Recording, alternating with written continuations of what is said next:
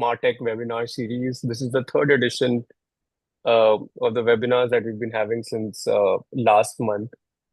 The the core of this webinar, the message that we want to send is that today MarTech is changing. MarTech and AI are changing everything as we know.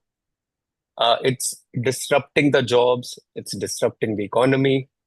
It's disrupting everything we know today. Yeah. And the field is extremely dynamic.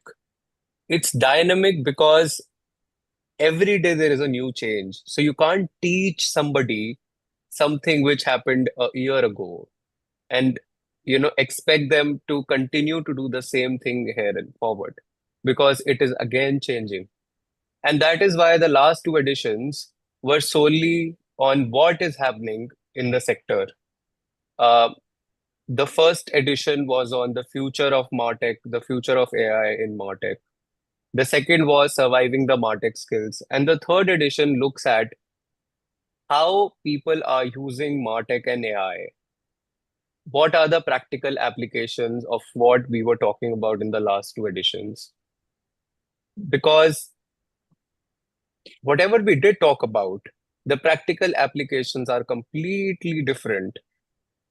Today's CMO is a modern marketer, and today's influencer is also a modern marketer because they are using the same set of tools available. So, for today's discussion, I have with me Mr. Kalyan Kumar, who is the CEO of Kluk Kluk. I have Dr. Sanjay Arora, who is an influencer, founder, and CEO of Shell's Advertising Inc. I also have with me Mr. Rishi Jain, who is a LinkedIn top voice, co-founder and CEO of Digital Scholar.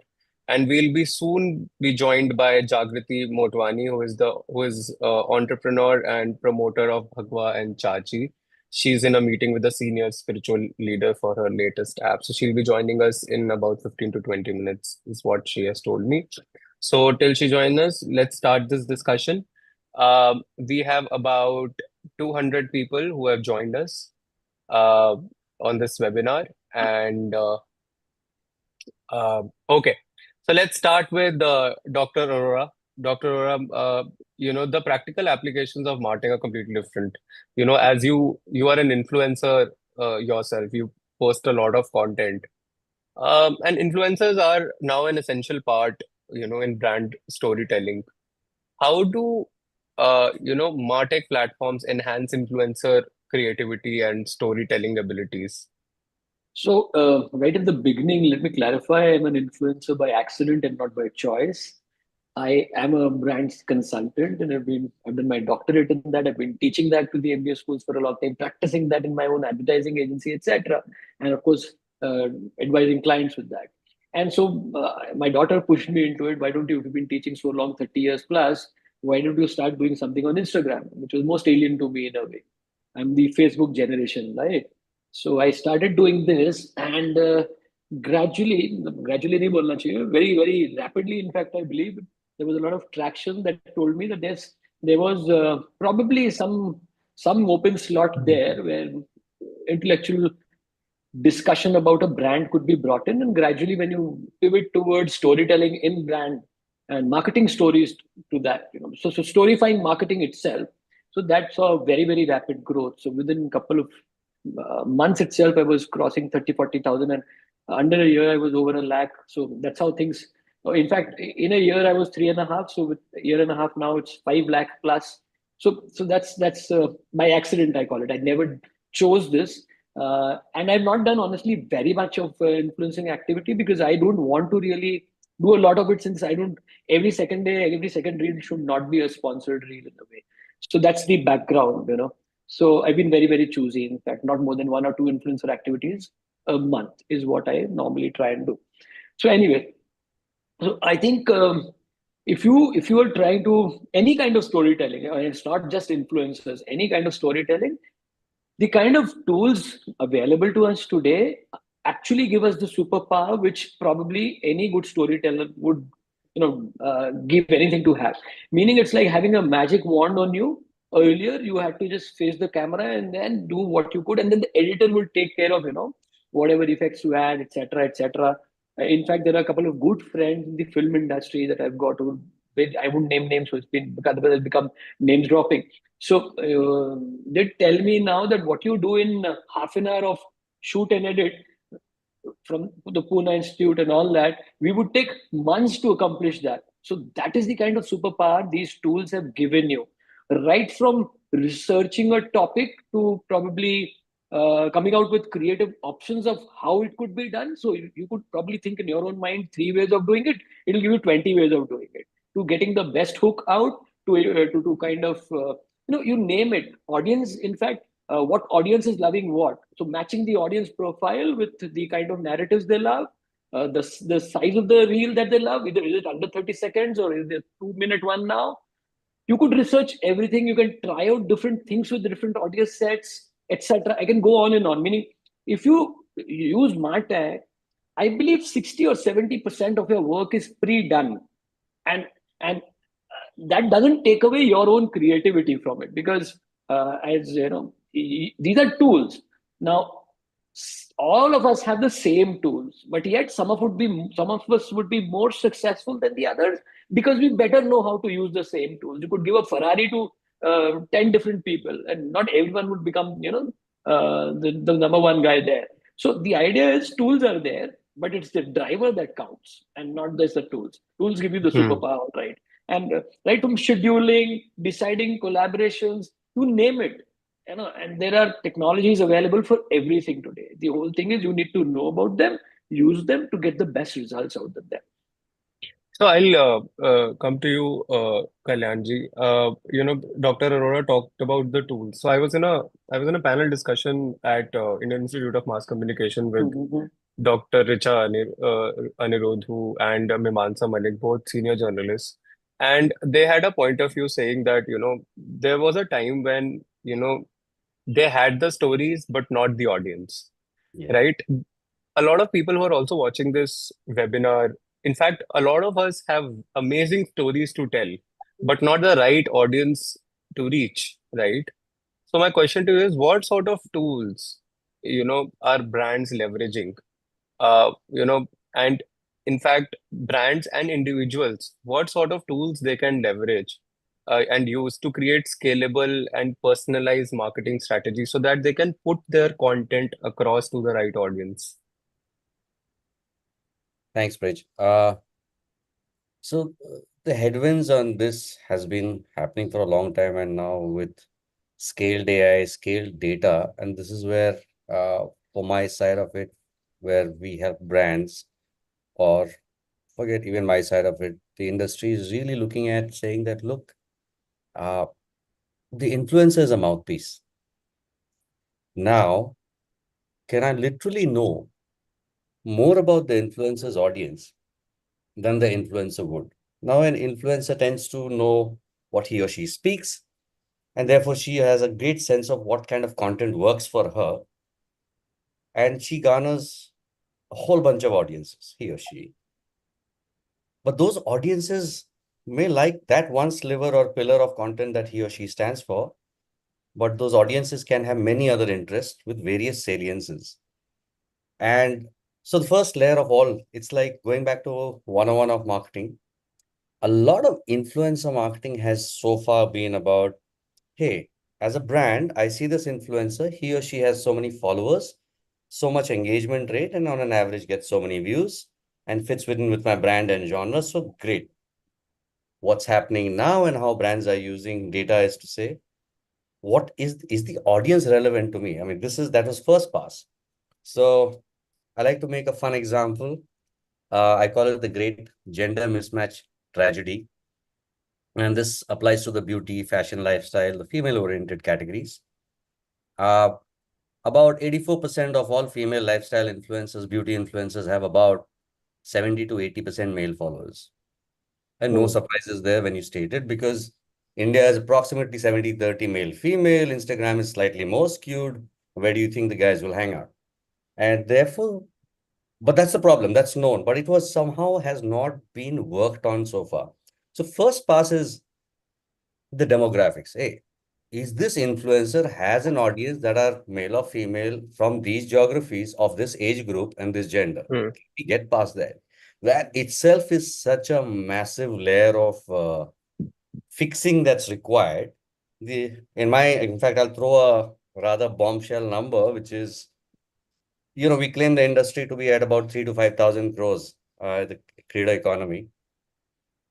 Just by the first pass of the gender mismatch, the second, the bigger one is fake followers and bots. Uh, Everybody knows, but not everybody knows that the problem is 2 out of 3 influencers have more than 50% inactive or fake followers. Which means statistically, you take any 100 influencers on Instagram, especially beauty, lifestyle, the roaring categories, Hmm. approximately 40 to 60% of your money is guaranteed to go down the drain. The marketing proverbial thing is 50% of my money goes down the drain, but I don't know which 50%. In case of influencer marketing, it's also 50% or more, but it's pretty much guaranteed. And now tech can tell you all of this. Because and therefore we are saying, hey, could I find an influencer from Guwahati whose followers are at least 25% from Guwahati to give me salience, who are female, who like beauty, of a certain age group, and lastly, hopefully, are they real? So there is a ton of work. And the other part where therefore we are, the first part I was saying that now I know that this influencer, when she talks about lifestyle and beauty, is great. But hey, 37% of this influencer's followers with a salience of 2x or 4x like wedding content because they have talked about wedding on the content where the influencer just talks about beauty. So now the brand knows, hey, what I'm going to do is I'm going to make you are attending a wedding and I'm doing a makeover before I want to go. And then you bring in a layer, oh, there are 27% of your followers with a 3x salience like travel. So maybe you're doing a destination wedding. So bring in layers of pillars that bring in a science to saying, you thought Hmm. you knew about your content category. We'll bring in 2 other layers that will guarantee success almost. So imagine being able to science the creative as well as science the basics of audiences. So there's a lot, but I'll stop now because this is my thing. So yeah. No, I'll come back to you. I think that is a very interesting point to note, in terms of the ROI which brands are, actually looking forward to. And, that's another discussion where today the tools can actually give you the right ROI. Earlier marketing, when a CEO would ask a marketer, what's the ROI? There was no real answer. But today, with the help of tools, you can actually give a certain. You can guess a lot. Sorry, I'll just add quickly before you carry on is that see, the good thing or the bad thing is that a lot of influencer marketing has grown on the power of FOMO. This brand does it, that one does it, we do it, everyone's doing acha. And then became a small line item. Okay, we've got mainline, digital, all the performance, blah, blah, awareness. Then let's do some influencer marketing. Now that's getting science. And you know what the real hardworking people making it work are the smaller D2C brands, etc., who are more cash strapped and they need to figure it out because it's essential to their existence, especially in certain categories. And they have shown the path. And they've been earlier adopters of tech because they didn't have an option. The bigger you are, the slower you are to move on to adopting smarter, sharper things. Anyway. Mhm. So, to the audience watching us live, you can ask your questions. After about 40 minutes of discussion, we'll put your questions to the panelists. So you would see a Q&A section on your screen. You can go there and ask your questions. I'll come to you, Rishi. Were you also an accidental influencer? Uh, uh, and if not, what led you to become a LinkedIn top voice? Were there any tools involved? Hi everyone. So, I run an agency and an institute, and for me, it was really important that I take digital on a serious note because I'm the face of my brand, and I wanted to show that these are things you're going to be learning at my institute itself. So, I wouldn't say I was an accidental influencer, but after AI has come into picture, I believe that the content creation part of things has scaled up drastically for me, and I was going at a very slow space because I was not finding the time. Although, at my heart, I am an entrepreneur. I really want to build operations. I want to take care of things. Content creation used to actually drain my mind, entire day spent and all of that. So I was going pretty slow. I was at about 20-25K followers. But since a month, just last month, I started using a lot of AI tools. And from 25 to almost 75K now, I have grown purely automated, right? I'm not really involved myself. And that's the beauty about it, of all the latest tools. So I wouldn't say I'm an accidental marketer, but or influencer, but I would say that because of AI, things are, working out really well for me in this particular space. And I asked this question initially, what sort of tools, considering this panel is on modern marketers, what sort of tools are influencers like you using to, do scalable content and reach the right audience? All right. So first things first is the use of the LLMs. I personally use ChatGPT, the deep research version, right? So there is the free plan, there is the $20 plan, and then you got a deep research in it. So I use that with specific prompts on a day to day basis. That's where the scripting comes into picture.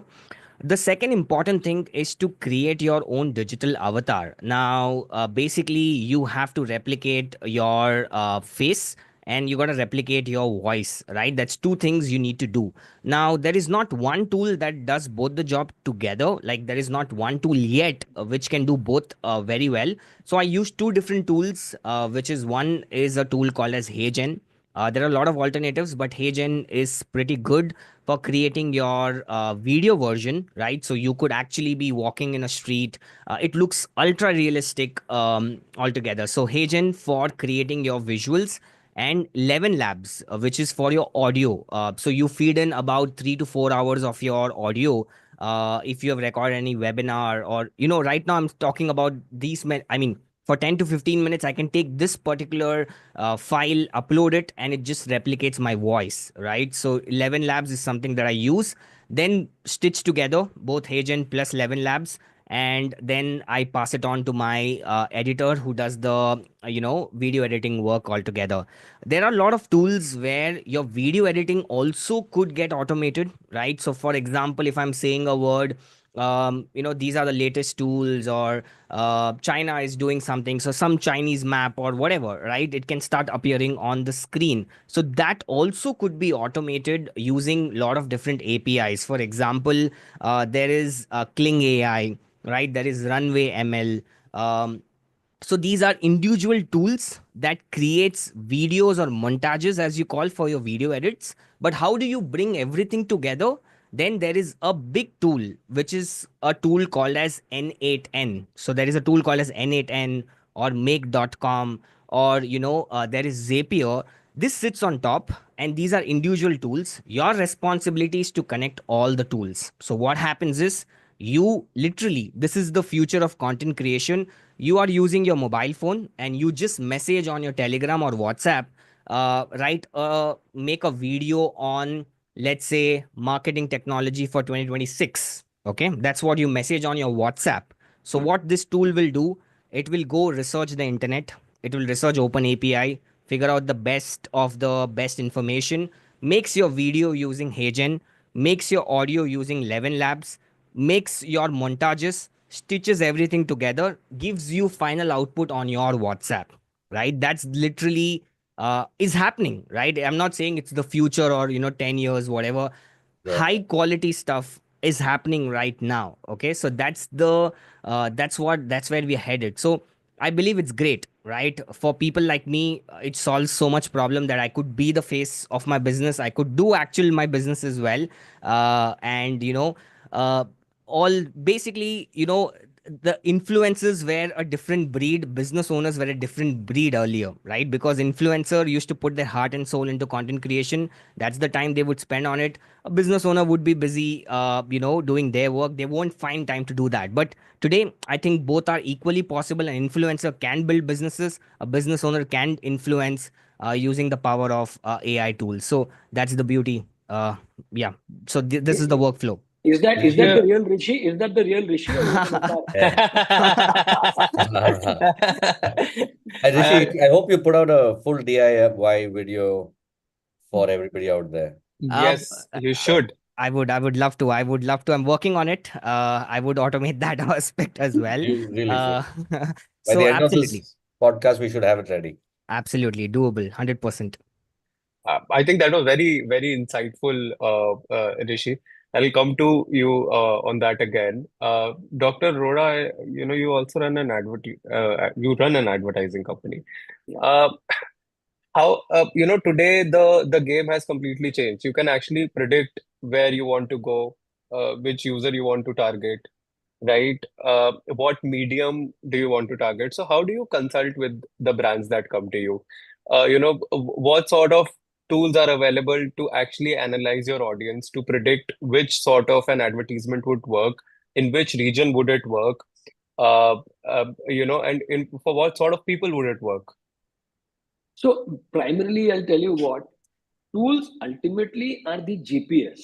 Okay, you are the driver. You need to figure out which route. Okay, it tells you three different routes, but if you want the scenic one today, then you look at that. You want to stop someplace very scenic.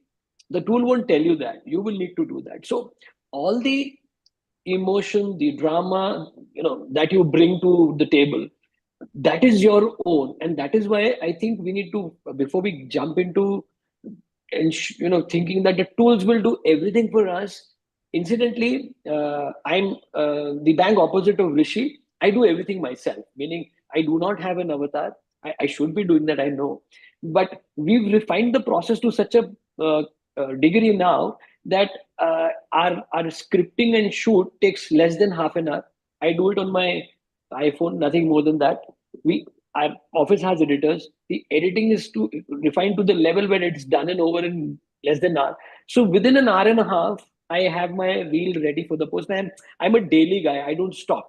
So if I'm traveling and I do one reel a day, I made that schedule and I follow it very strictly. Like today's reel hasn't been done as yet, but I know it has to be posted at 10 in the evening. So sometimes when I'm traveling, we'll do three reels. So the shoot will be done on one day and then it will be edited later. So for a excuse me, for the other brands also, what I do is I need to, as a human being, use the tools and then figure out the implications, the interpretations of all that data that I'm seeing. A pilot is sitting in his cockpit and has tons of data all around him, right? Every instrument is telling him something. The final judgment is, of course, going to be yours. What, where, how, right? And that is why I understand that fly-by-wire planes are also there. But at critical points, the pilot has to take over. And that, I believe, the human judgment, that part will will be essentially crucial. I don't know. I'm very scared to be very, very what do I say? Sure about anything today. In today's world, I can't say will be always. I don't know tomorrow what might happen. But till today, I believe the 39 or 40 years that I've spent in the marketing communications business, that brings a dimension to it, which at times I find some of the tools lacking. I don't know. I've not explored them as much as Rishi has. But yes, the human interpretation of what is happening compared to all that has gone here in 40 years and be able to figure out, okay, this seems a better route. And therefore, you, of course, today you have uh, A/B tests and all that. You can figure out, okay, yeah, my prediction was wrong. This is better. Okay. Those kind of results will also get thrown up. So that's how we kind of tend to use tools here. Uh, Kalyan, you mentioned, how there's a huge gap when it comes to the inflated engagement rates when it comes, with influencers. So Yeah. how do you consult brands on this? What are the strategies that you guys adopt? Reaching the right audience, reaching the right region, and because brands would want maximum ROI. So how do you go about it? It's actually almost instantaneous. So first thing we go is, look, there is the ecosystem narrative, which is the data back, which is, hey, on Instagram, here is a problem, fake followers, irrelevant followers. So we can literally go in.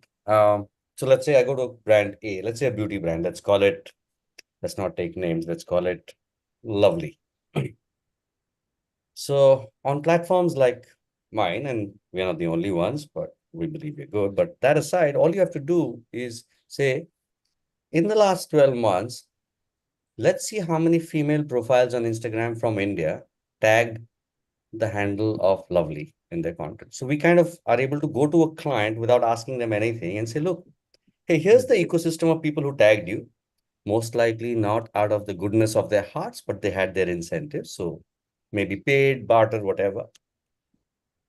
The first filter you can put, therefore, is say, hey, how many of these had at least 70% real and active followers, which is kind of a good, very good benchmark. Typically, the number falls off by more than 50%, which means you're left with 50. That is insane, right? In fact, we have a lovely feature we built just for our demo. We said, how about I tell you, forget who are the good ones, the absolute rotten apples. And there's a filter called low, which means how many out of your, let's say, 1,000 influencers who showed up have more than 60% fake followers. And that turns out to be at least a third. Imagine the joy of the CMO, because we are telling them, look, it doesn't matter what has happened in the past. It's not your fault. It's not your agency's fault. It's just new tech, new data, new frontier.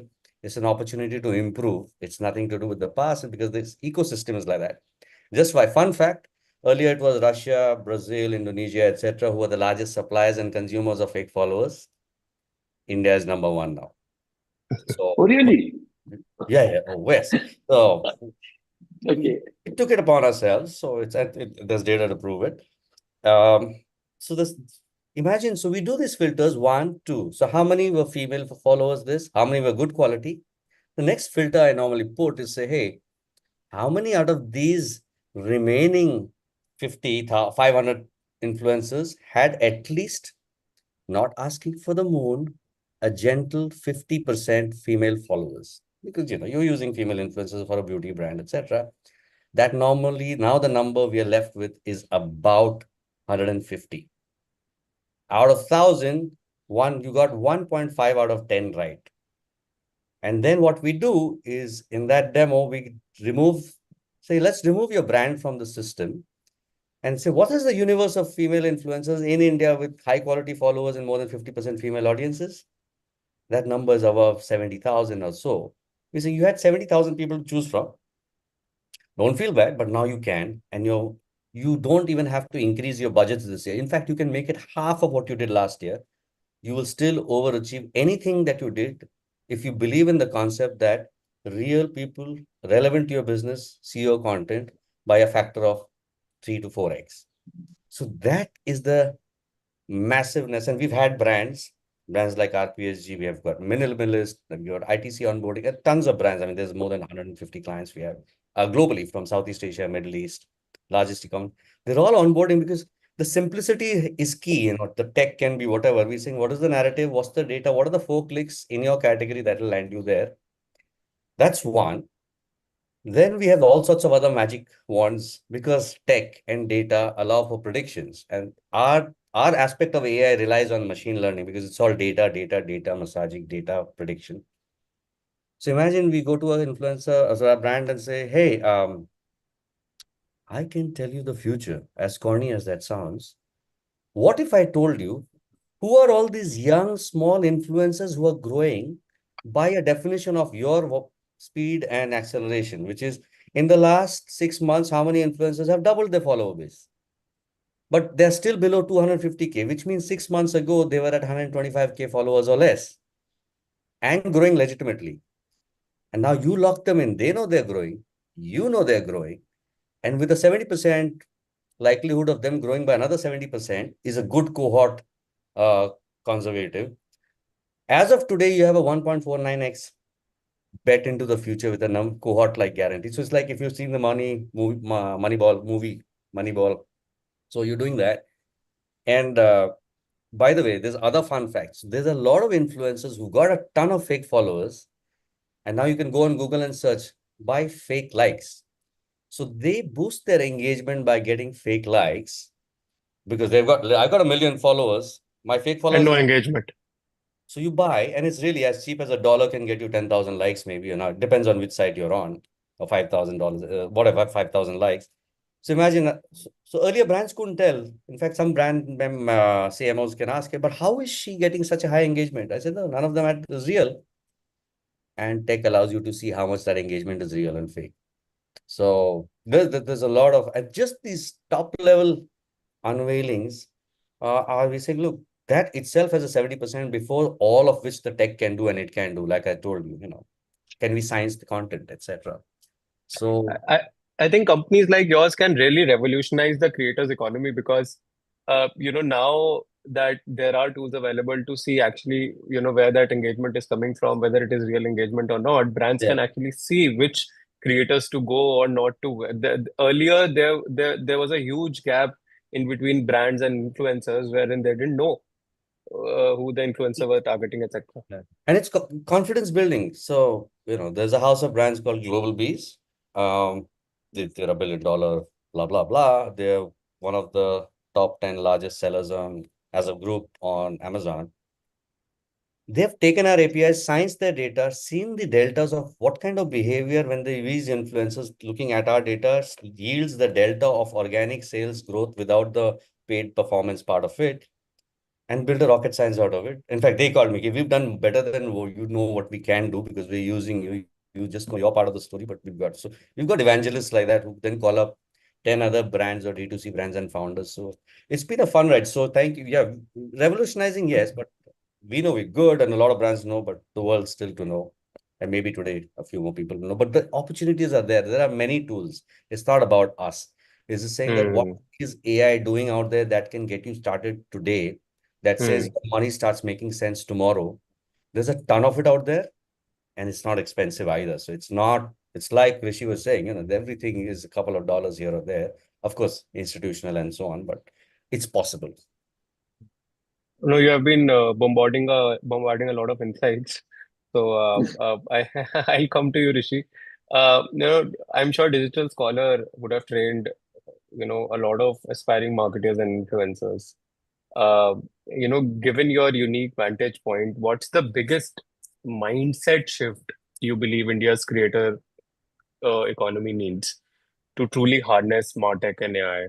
And do you think we are building MarTech literate influencers or just platform dependent creators? How do you bridge that skill gap? Right. So first thing, I train a lot of students, and the concept of saving time is still not into our heads yet, right? You won't believe, um, almost, let's say if I've trained 1,000 students, almost 99% of them don't have a Chat GPT paid access, right? They are freelancing, they are doing everything that they could, but they're still not wanting to upgrade to a tool and pay for subscription, thinking it's just a waste of money, right? So that concept of saving time is still not inherited yet in the minds of people, and I believe that's one of the mindset shift that should happen, that they need to know how to save time and do more with that particular time, right? That high impact and low impact differentiation is still not into the mindset of these students. So that's one of the things, is how to enable them to be able to use these tools to enhance their workflows. That's one of the real shift that needs to happen. um, Moving on, with respect to the authenticity, right? I feel that there, if you really are getting into a lot of AI, right? You want to create your AI influencer, digital avatar, and all of this.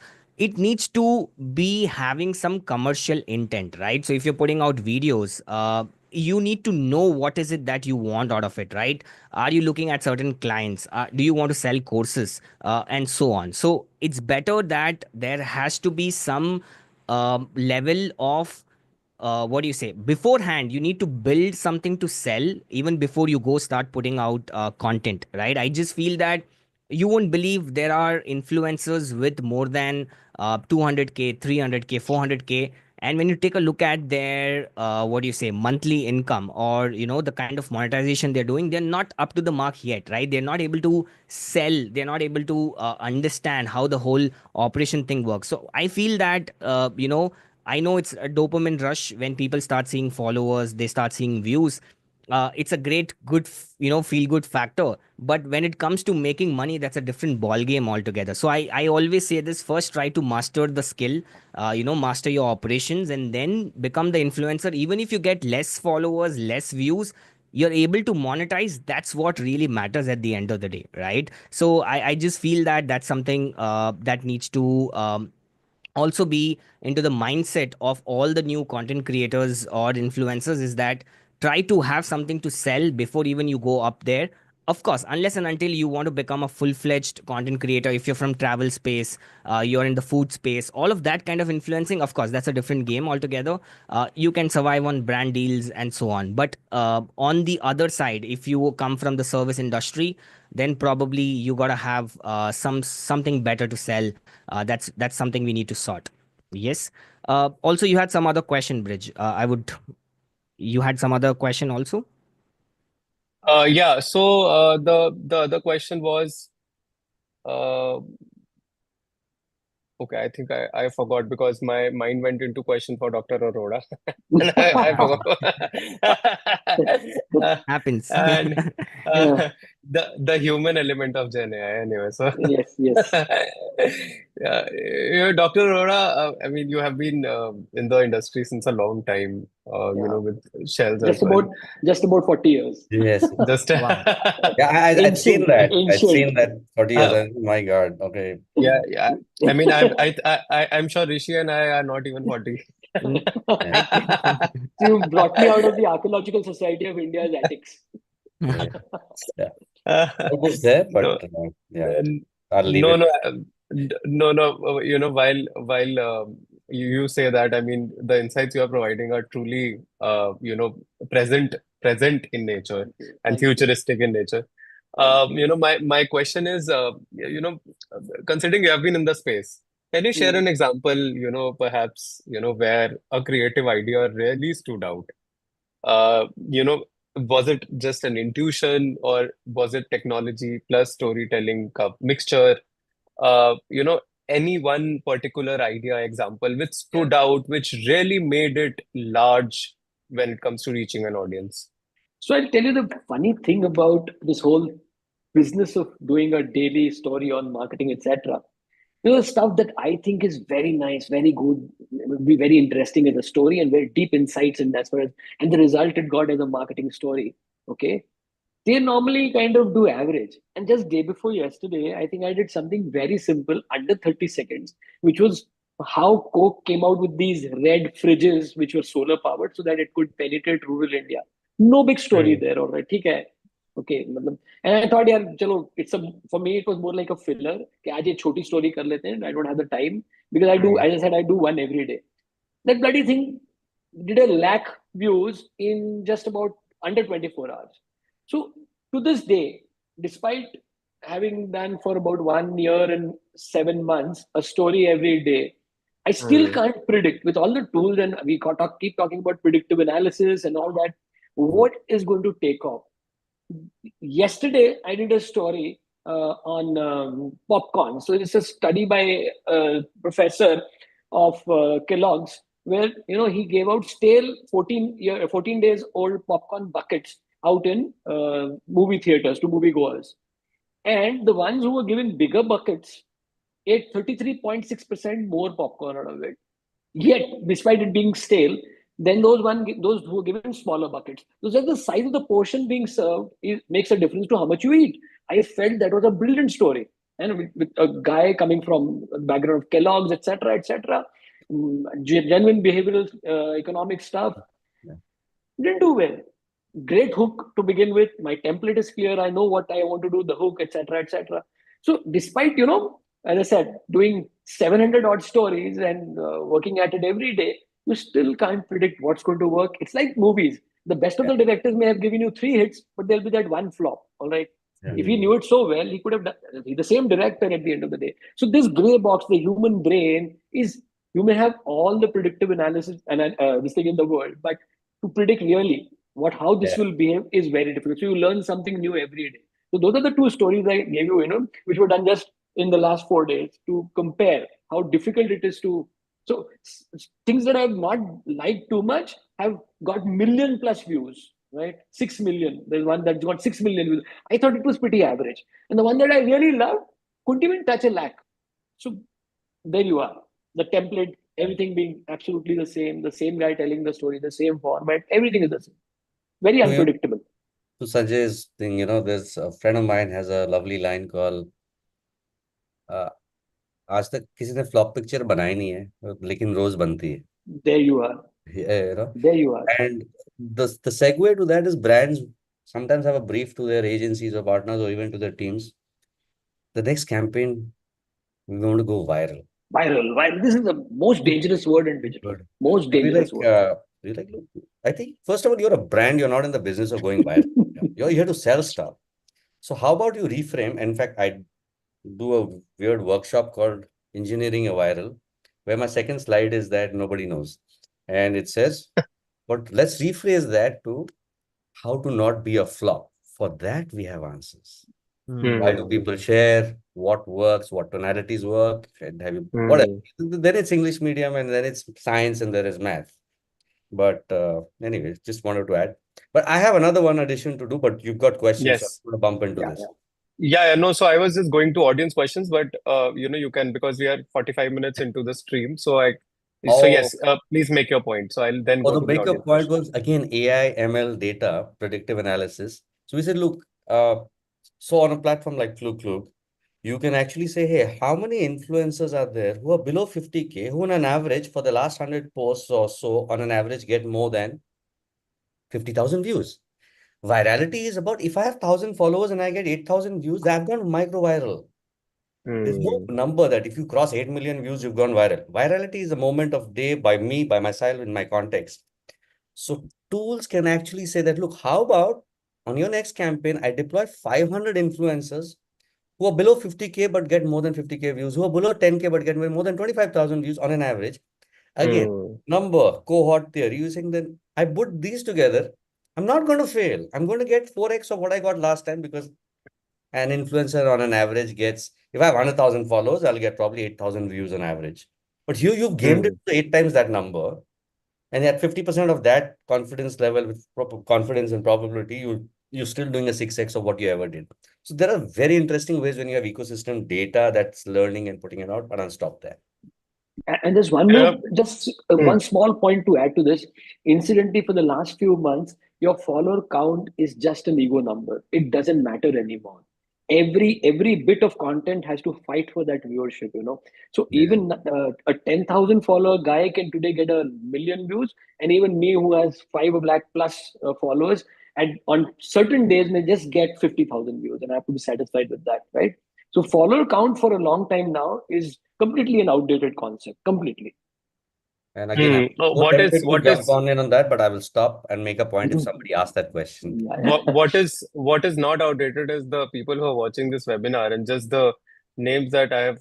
We have media lead of Vivo who's watching. We have Parijat Pandey, AVP Comms of SBI. Wow. We have Ayan Chakrabarti, CEO of Bengage. We have uh, again we have COO of Urja Communications. We have Head of Marketing and PR for Woodland. We have DGM of Digital Marketing Reliance Retail. We have Digital Head of Pidilite. So we have some, amazing people who are watching this webinar, right now. GM Corpcom of Wellspun World. I would now go to the audience. You can ask your questions. Let me check. So we have one question from Mehak Kapoor, who is head of content at Verve and Vine. With so many dashboards and tools available, how should a mid-sized brand prioritize MarTech investments in influencer marketing? Yes, who Right. would want to take that up? I think Kalyan would Okay. be the right guy to answer that one. Yeah. Yes, So- go ahead, Kalyan. So the maths on this, so for each market, it's different. For India, there's a precise math. For Indonesia, there's a math. So but I'll just take there for the Indian context. So let's see if you pick 100 influencers in random, and let's see you don't have a gender orientation, so your loss is not 60 but 40. And let's say you spend 1 crore a year. 40 lakhs of that is going to go down the drain with fairly guarantee. So your answer is, can I spend 10 lakhs out of the 100 crores, sorry, 1 crore, to make sure that 30 lakhs of accident don't happen? So thereafter, then you say, okay, fine, what's your spend? I know that my math says that 40% is dead weight, guaranteed. So with that budget in mind, basis your spend, you have your calculus equation to say, hey, where's my DDX is equal to 0? So that's my engineering speaking, and saying, okay, is there a platform for my bite size? And trust me, even platforms like us, at a global level, we have a starting point for D2C brands that spend very low to very high, and there are others.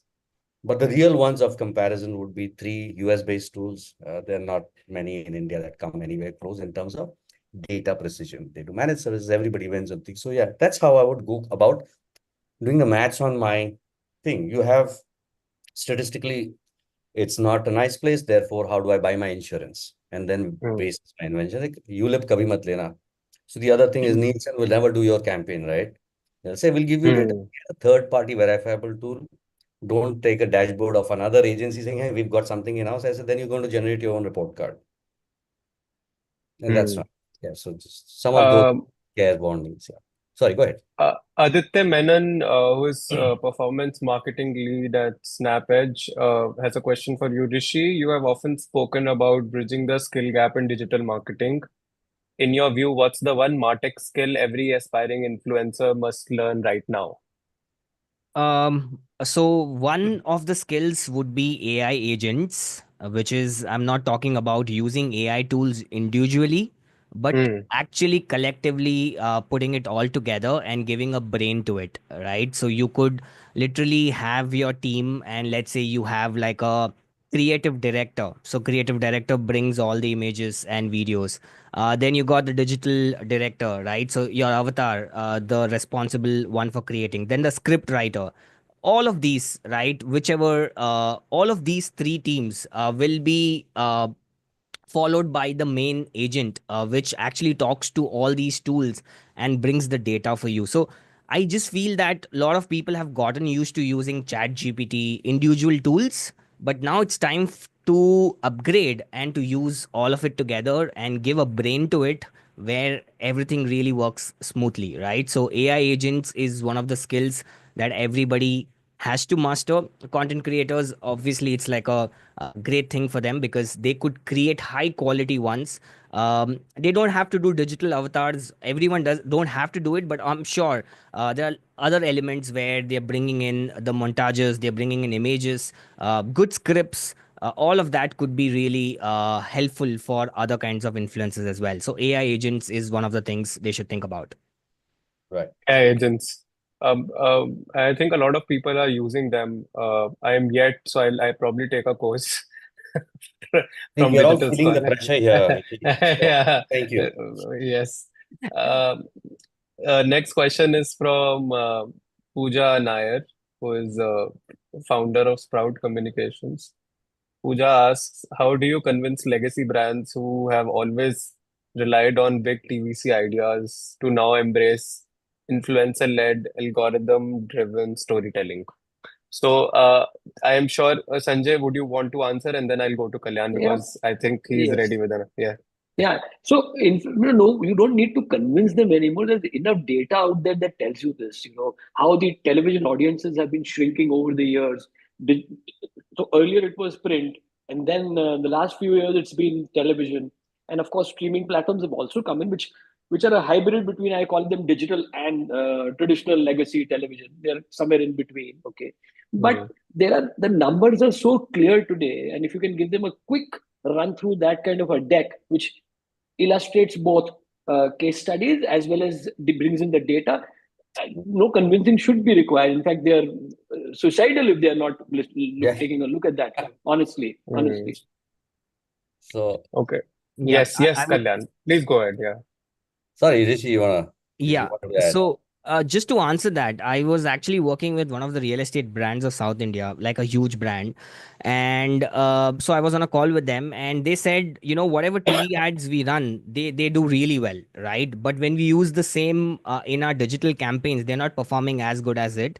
Why is that, right? We want to continue going ahead because the Interesting. leadership team doesn't want to Yeah. change the trends and all of that. So I said, while you watch TV, you don't have your thumb, right? You can't swipe up, right? And it doesn't target you individually according to what you like. So but on your mobile phone, you got your thumb, and according to what you like, the algorithm shows you content, right? Even ads, for that matter, the kind of content you like, it actually customizes and personalizes for each one of you, right? So you got a thumb, anybody can scroll up, and their CPL, cost per leads, were going up, the CTRs were going down, and all of that. So obviously you have to customize according to the platform, and that's one of the things that legacy brands have to adopt. No matter what, I think across all channels you need to create content according to what the platform demands, basically.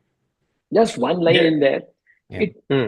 The first 3 seconds on digital are the most critical. First 3 seconds, either you've got him on or the thumb has moved. As simple as that. Yeah. Just plan for that first 3 seconds. If you can do that, you're good. And no TVC does that, because TVC is a laid back medium. मैं आराम से बैठ के TV देख रहा हूँ. So everything is happening, right? Here I'm an active user. Cut, cut, cut. 3 seconds is what you've got. True, sir. Sorry. True. Absolutely.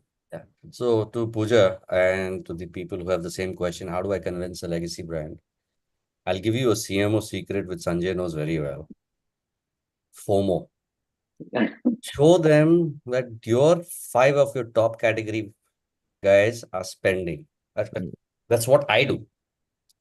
Hmm. If I go to a LACPE, I'm going to go with the L'Oreal and Mamaearth and story. If I have to go to a Nike, I'll show that purple is killing it and they're using Kluk Kluk. And I show them exactly. I show them the share of voice of influencer deployment.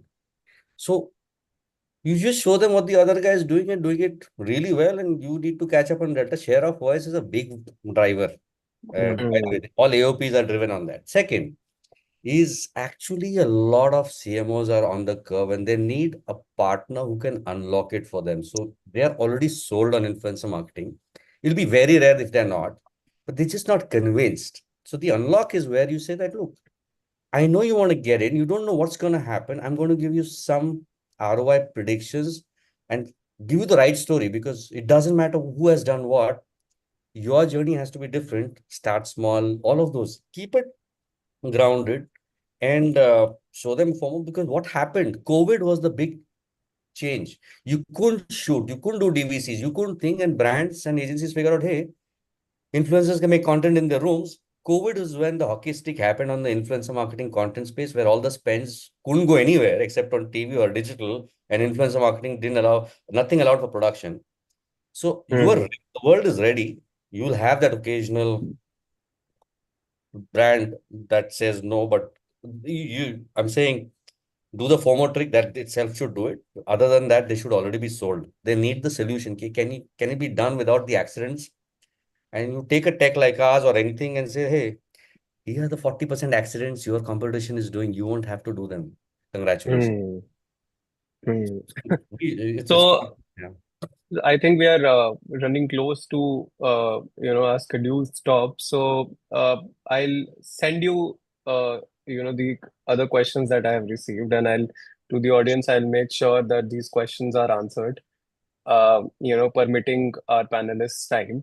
But before I wrap up, I do a very quick fun rapid fire.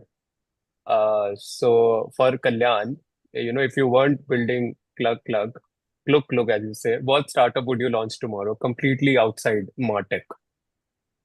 I'd play a, I'd probably be playing in a band or something and not try to launch a business if I had all the money.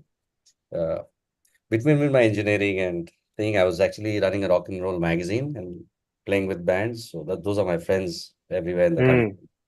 Hmm. Yeah. If you get one influencer to run Kluk Instagram for a day, who are you handing the keys to and why? Damn. Oof. I'll give the description of the guy. I think I'd get somebody who's marketing whiz. Maybe in this room I'd pick Sanjay. I'm humbled. Thank you so He's much. got the numbers on LinkedIn and so on. And so I was like, hey, take it. Like, look, let people don't know. We're the best, but nobody knows. Thank you. Uh, I'm humbled. I'm truly humbled. Yeah. Sanjay, if you had to trade roles with Rishi or Kalyan, who would it be? Uh, I would probably do it with Rishi because I'm anti-tech in a way. I flunked my maths in my 12th, got 0.9 out of 100, couldn't even get into double figures. So all that techie stuff is not what I can do. Entrepreneur, yes, I've been an entrepreneur since the age of 24 when I quit my agency job in Delhi and came to Nagpur to start my own Hmm. agency and managed it. So I would probably change places. But then again, he's a digital guy. So yeah, it would make things a little easier for me. Absolutely. Rishi, if your younger self walked into one of your classes today, what would you be surprised by? Um, Okay, I think I would be surprised by all the kids using their mobile phones and not paying attention. I think they are missing out on the good life. I totally believe that. I had my nephew, he was literally crying. He's just in eighth grade. Like all his friends have mobile phone. I don't have one. I'm like, you're lucky, right? You'll thank us later, right? So Hmm. that's one of the things I feel that it's their second. Most of the students are agitated because of social media, right? They feel the pressure of being successful or making money at a very young age because it's just too much of social media in their heads. So I feel that I just really feel they are under a lot of pressure, 18-year-old, 19-year-old, 20-year-old, which I don't think I had that kind of pressure back then. So I think that I'll be really looking at those things when I walk into any school or a college. That makes me wonder. I'll probably do a panel on digital detox one of these days. Uh, I needed myself. I I think the irony of it all. And I think that brings us to the end of this truly amazing session. A big thank you to all our panelists. As Sanjay said, the first 3 seconds are very important. For a moderator, the last 3 seconds are very important. So I'll try to close it as insightfully as possible. We heard how influencer marketing is, no longer just about likes and shares and followers, as you guys rightly said. It's a $21 billion global industry, and with India contributing significantly. In fact, I did a story very recently on how, on MarTech's Bharat Rise. Where MarTech is actually rising, influencer marketing, digital marketing is actually rising in the tier two, tier three cities of India, and the rules are completely different there. Because the set of people that you are targeting are completely different. The one takeaway, I think influence isn't just about numbers. I think it's a trust game. I think somewhere it's an intuition game as well, as Dr. Arora said. And one thing on the other hand, when MarTech, when used right, helps us scale that trust. So whether it's AI-driven personalization, predictive dashboards, or campaign automation, I think it's all about making marketing more human, as to say. So I think on that note, I'll end. And thank you so much for joining. Thank you so much, the audience, for joining. We'll be back next fortnight with another wonderful session. Thanks a Thank you lot. again. Thanks so Thank you. much, Thank you. Kalyan Thank and you. Rishi. You added a lot of value to me also. Yes. So much. Thank you so much, Sanjay. Thank you. Thank you, Thank you. Kalyan. Thank you, Bridge. Everybody. Thanks. Yes. Thanks, everybody. Bye bye.